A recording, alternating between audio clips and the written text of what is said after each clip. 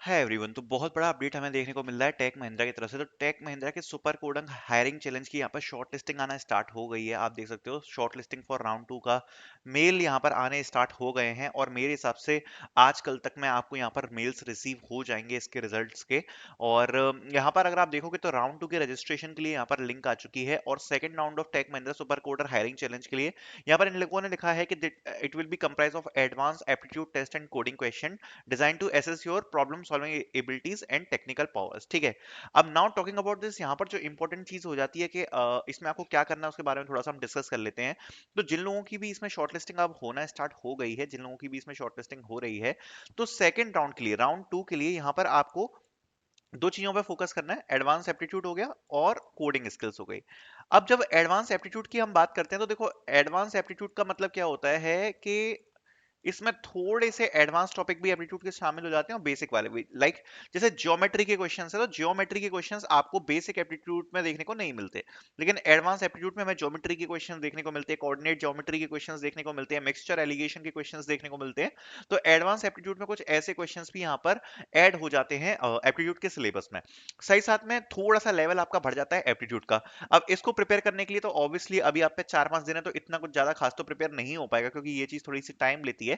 पर तब भी अगर आपको ऐसा लगे कि कोई आपका टॉपिक वीक है, तो काफी सारे चैनल यूट्यूब पे अवेलेबल हैं। ठीक है, लाइक 24 अड्डा है और वाईफाई स्टडी है। सो इन पर जाके आप किसी पर्टिकुलर टॉपिक को पढ़ सकते हो जिसका आपका मन करे। जैसे कि सपोज फॉर एन एग्जांपल, अगर आपको लगता है कि आपको एवरेज या परसेंटेज में कुछ कमी है, आपको एवरेज या परसेंटेज समझ नहीं आता है, तो पर्टिकुलर टॉपिक के आप कुछ क्वेश्चंस देख सकते हो बेसिक बेसिक लेवल के।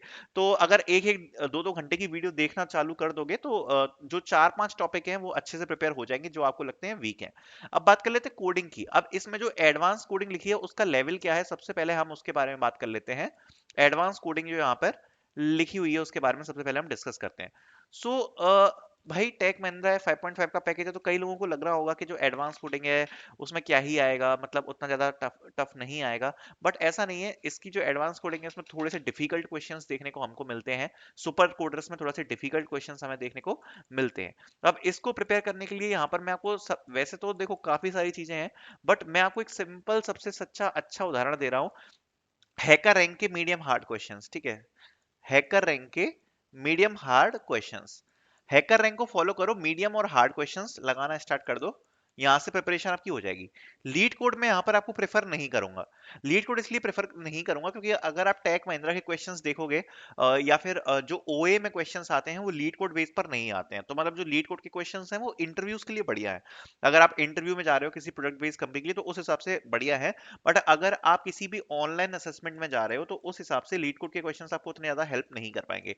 हैकर रैंक के मीडियम और हार्ड क्वेश्चंस लेवल आपको सॉल्व करने हैं। दूसरी बात, उसमें से 2-4 चीजें भी मुझे और क्लैरिफाई करनी है कि किन टॉपिक्स को आपको नहीं करना है। आपको सीधे सीधे स्टार्ट करना है एरेज और स्ट्रिंग्स से। ठीक है, एरे और स्ट्रिंग्स पे बेस्ड ही ज्यादातर क्वेश्चंस आपको देखने को मिलेंगे। एरेज हो गया, ठीक है, स्ट्रिंग्स हो गया, 2D हो गया, 2D एरे, ठीक है, और अपने जितनी भी बाइनरी स्ट्रिंग्स होती है ना, उनके क्वेश्चन, बाइनरी स्ट्रिंग्स के क्वेश्चंस पूछते हैं।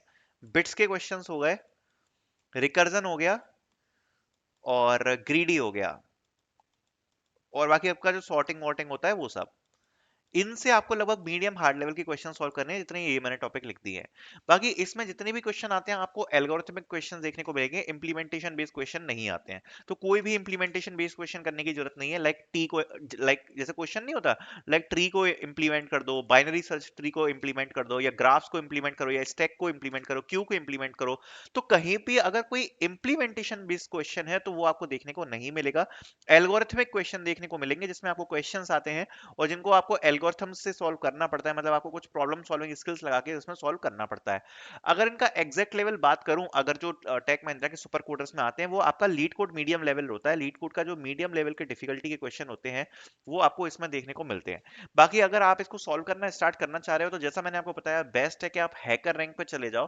ठीक है, मैं आपको दिखाई देता हूँ हैकर रैंक की जो प्रॉब्लम सॉल्विंग स्किल्स वाला होता है ना, तो हैकर रैंक में लॉग इन कर लो फॉर डेवलपर्स, और इसमें आप सॉल्व करना स्टार्ट कर दो। और जैसे ही आप इसमें सॉल्व करना स्टार्ट करोगे आपके जो मीडियम डिफिकल्टी वाले क्वेश्चन है वो आपको यहाँ पर हेल्प करेंगे ओए को निकालने में।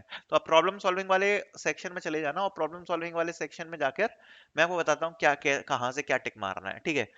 यहाँ पर प्रॉब्लम सॉल्विंग में आ जाओ, मीडियम पे टिक कर दो, हार्ड पे टिक कर दो, ठीक है, स्ट्रिंग्स पे टिक कर दो, सॉर्टिंग पे कर दो, सर्च पे कर दो, ग्रीडी पे कर दो, बिट मैनिपुलेशन पे कर दो, और इसके अलावा कंस्ट्रक्टिव एल्गोरिथम्स पे कर दो, रिकर्जन पे कर दो, ठीक है।